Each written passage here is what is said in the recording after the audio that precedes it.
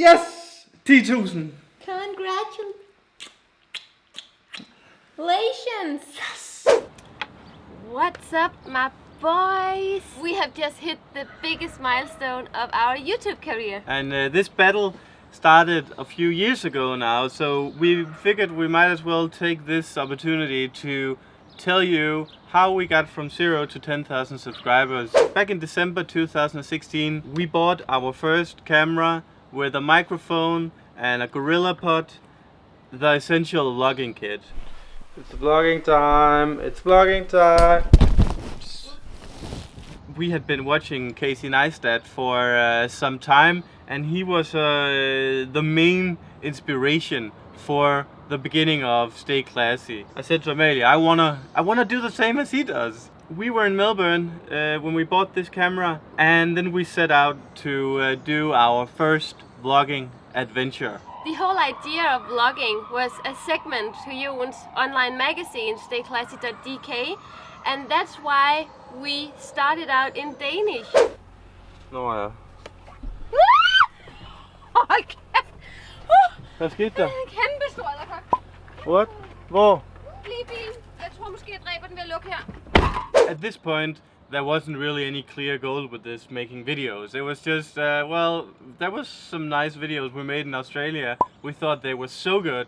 In hindsight, they were terrible, but I mean, what did you expect? As we get back to Denmark in January 2017, I'm getting increasingly hooked on making videos. So in March, I surprised Amalie with a trip to Marbella. If you had to guess, where do you think we're going?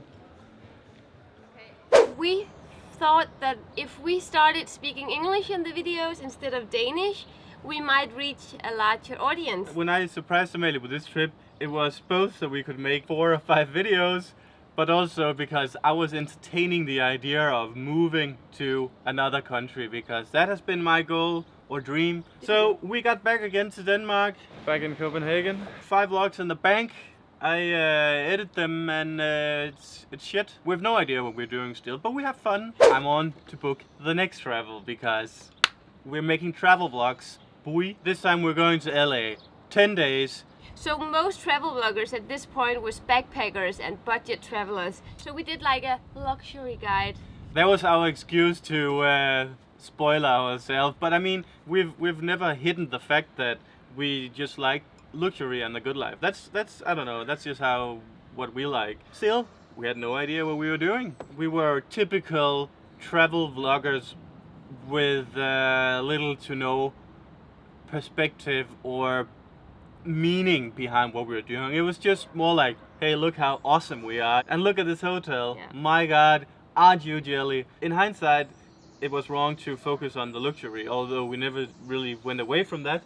But we got back with more experience, more videos in the backpack. The suitcase, because we were not backpackers. Another thing that we brought back with us in our suitcase was some new knowledge, because on our trip in LA we went to Malibu and we stopped our car in the hills of Malibu to take a beautiful shot of the view. Yeah. And then this guy, he pulled his car just behind us, and out of the car this guy, Mike Maloney, stepped out. A tall drink of ginger water. A few seconds after, he starts rambling about the world is facing the biggest recession ever. We were in the middle of this big bubble, and it would be the largest bubble that Ever. the human has ever faced. It made us think a lot about what he said when we got back home to Denmark. Yeah, because apparently he was a YouTuber and a quite established one. So I started looking at the videos, and like suddenly it made sense that yeah, the market is gonna crash and it will be soon. I was definitely ready to sell the apartment. The thing that I wasn't ready to do was to move to Marbella or Spain or whatever. What we talked about was that maybe we should start traveling, sell the apartment, start traveling, and then come back after the market has crashed to buy a new apartment. And on the 11th May, which was my birthday, we had bought 2 round-trip tickets to Bali in September, and that conveniently aligned with when we actually sold our apartment. 1st of October, our apartment was officially sold. This feels so weird. So weird. But before that, Joen, we actually took a road trip in Spain and Portugal. Which turns out to be very important to this story. Joen was still convinced that we should move to somewhere in the Costa del Sol area in Spain. We rented a car to do a road trip around the area. But also we wanted to check out Portugal as well. But it wasn't until we reached Lisbon that we really fell in love with this country, Portugal. We felt at home, we felt the soul, we just loved this place. It's beautiful. And it was actually in Porto that the whole vlogging setup changed, because that was when I became a part of the vlogging for good. And that is also where the What's Up My Boys was invented. Oh yeah. In Porto on the beach. I am practicing my vlogger skills, but I'm getting better. Don't you think? My boys. When we got back from Portugal and Spain, we had 150 subscribers, and this was after 25 videos. 25, 30 videos. But yeah, we wanted to do this luxury segment, and we were allowed to do that because we had a financial buzzer from the apartment that we sold. Plus, my online business was working pretty good as well. But this was also where I stopped earning money. I used to have a business that was based in Denmark where I did interior design, and while traveling, that is basically impossible. So, Bali it is. We were motivated as ever to simply go all in on vlogging. And this was, in hindsight, absolutely ludicrous because we had still no idea what we were doing. And we decided, okay, if we vlog the one day and edit the other day, we can make 180 videos a year. It's all about the quantity. That was what we thought. So we started out 1 month in Bali, and we were having a lot of fun because we were so motivated. And after the first month in Bali, we had maybe 150 views per video. That was on a good day, and half of them came from our family and friends, although they didn't really care about the videos either. But the good thing was that we were both aware that it takes time to build up a business. So after a month in Bali, we were going to Singapore, and we were just having a lot of amazing experiences, and that really was something that kept us going in terms of these videos, because yes, we are super impatient people, and when nothing happens with these videos that you put so much energy in, you start to see things from like a optimistic perspective, such as, well, Amalie, if it doesn't work out, we have a nice slideshow for our children. Yeah, it turned out to be a really, really tough thing to be a full-time traveler while you are doing videos, because on the travel part you have to think about where to go, where to stay, how to get there, do you need a visa, all the practical stuff about traveling from day to day. We were still battling the settings of the camera.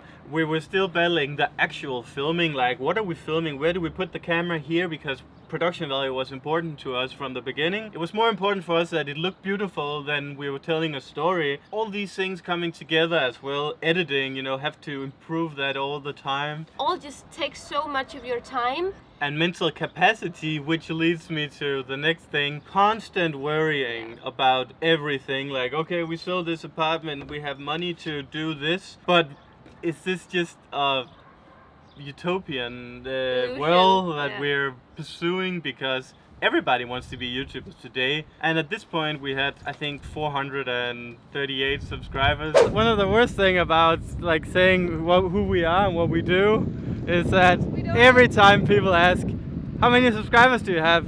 And it's so embarrassing. And we're like, 438.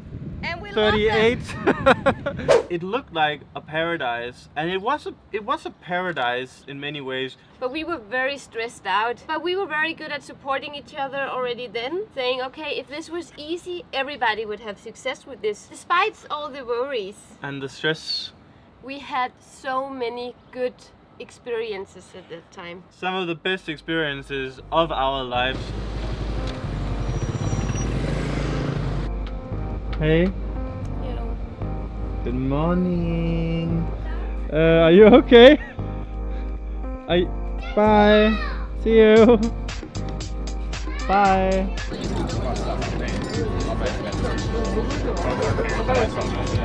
This is the best argument for always go over budget on accommodation. There is a scorpion. What the? Closer, closer, closer. I can't wait to get to the island. This is very, Joen, this You want like is it? very spicy. You can't Too have spicy? it. Yeah, You want it? you want Okay, it. I'm a chicken when it comes to Yeah. spices. Medium.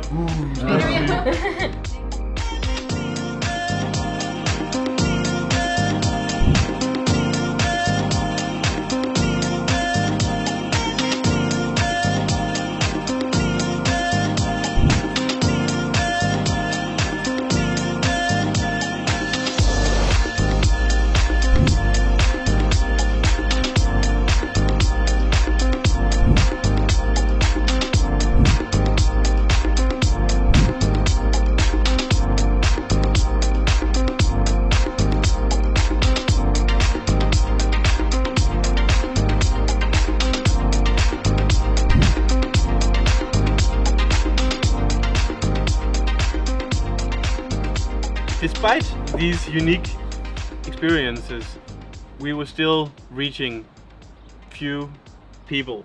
But that also meant that every time we got a comment or like or a new subscriber, we were seriously celebrating, and that was what kept us going. We were like blissfully ignorant to how poor we were actually doing. But then in December 2017, we head back to Australia, and that was when our first little goal was reach 1,000 subscribers. Huge milestone. Oh my god. This is one unique experience.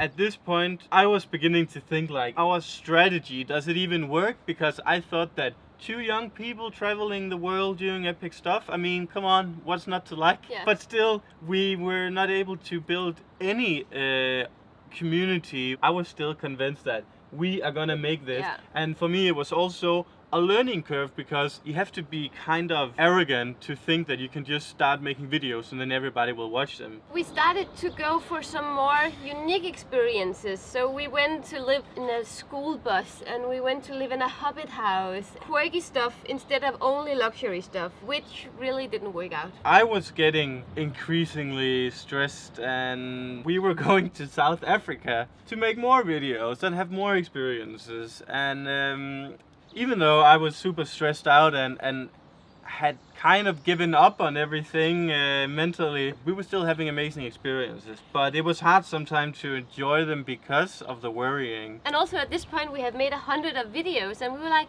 why does nobody see the videos? Yeah. And especially when we were in South Africa, we started to make some videos that we thought was a decent quality. We were actually starting to feel that the footage that we provided was actually good, but yet nobody watched our videos. We were going to Japan after South Africa, But we were spending money like maniacs. And like a prostitute on payday. And I said to Amalie, we need to switch this up, because we still wanted to make videos, but we had to do something different, because repeating the same thing over and over, expecting a different result, is insanity, as Einstein says. But that was one place where our videos had actually got a decent response.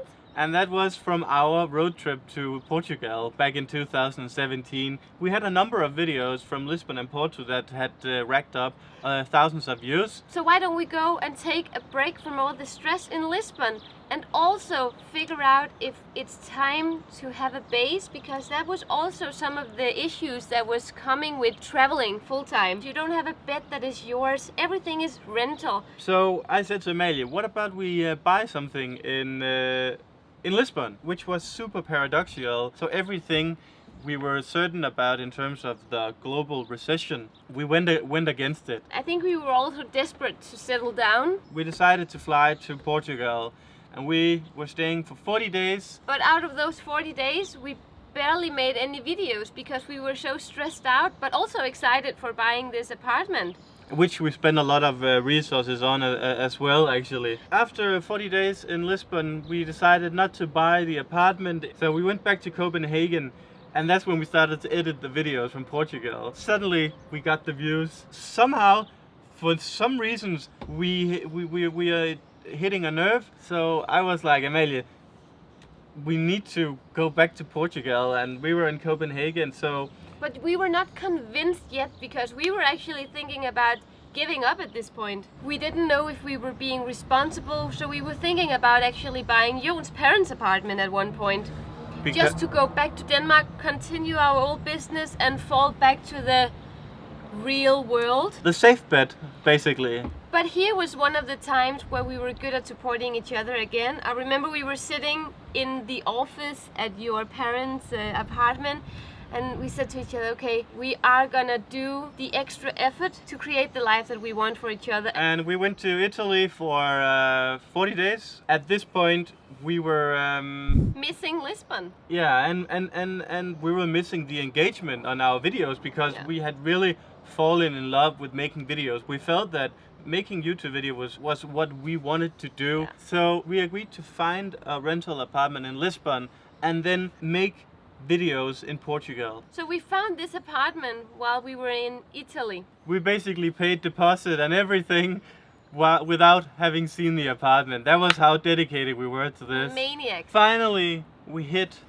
the turning point of our YouTube career. From the first Portugal video, we were seeing a huge engagement. When we moved to Portugal, we had below 2,000 subs, and after the first month, we were at plus 3,000. We finally got our hope back. It was such a vibrant period for us because we were moving to another country, everything was different, we had to start to learn a language, there were so many challenges that we didn't know about. That was also a very stressful addition to our life because we had gotten used to, you know, leaving everything behind, just book an airplane and a new Airbnb and, you know, basically fleeing from responsibility, and suddenly we had it here. We were battling life in Lisbon. I want to report the situation at internal.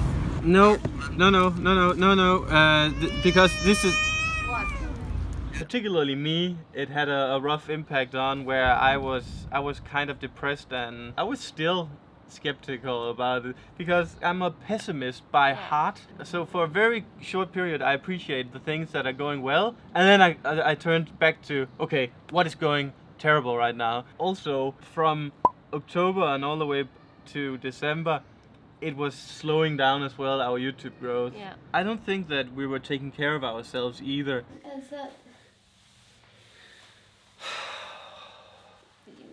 Jamen, jeg brækker mig over mit fede strov kraftede med sådan en spækhugger, der bare går rundt og ligner en fed albino. We were just unhealthy. That escalated when we got back to Denmark for Christmas. That's when we decided we need to make a big change for the new year. We have to stop, go out for dinner all the time, and we have to stop drinking all the beer and wine. We have to stop right now. After this Christmas break in Denmark, we come back to Portugal, and this is where I feel that our YouTube career has been solid ever since. All these things that we have been juggling from the beginning, editing, filming, settings, research, storytelling, we had gotten better at it as we had been stubborn mofos all the way through, because at this point we had made 200 videos. But also we just approach it differently. So we start to think, okay, if we were about to be in Portugal or move to Portugal or visit Portugal, what kind of videos do we think lacks on YouTube? So we start to create videos for the viewers instead of just filming our life. Yeah. YouTube is just like everything else. You start out, it's exciting, and then you go through the inevitable, the dip, where it goes from exciting to this is terror. And the dip we have been in for most of our YouTube career, and finally now we start to go back up on the mountaintop where we have been dreaming of going ever since we started. And although 10,000 subscribers is nowhere near enough to be successful YouTubers, we feel that this is the beginning of what we have been dreaming of ever since we started. It took us 1 year to reach 1,000 subscribers. Then it took us another year to reach 3,000 subscribers. And then on these 4 months, we have made it from 3,000 to 10,000 subscribers. YouTube is an exponential game. When you begin, nobody gives a rat's ass about you. I hope that getting from 10,000 to 100,000 subscribers will be easier than 0 to 10. So do I. I want the plaque on the wall, and it's gonna be in the living room. On a final note, we want to thank all the 10,000 people who have hit that subscribe button, and for all your supporting comments and all your help and everything that is within this little community that we feel we have built. We are so proud of the engagement that we have. We're super grateful, and even though we don't reply to all of the comments we get, do know that we read the comments and we appreciate them. And that is our story from 0 to 10,000 subs. Thank you so much for watching this vlog. We'll see you in the next one. Ate loco. Ciao. Ciao, ciao.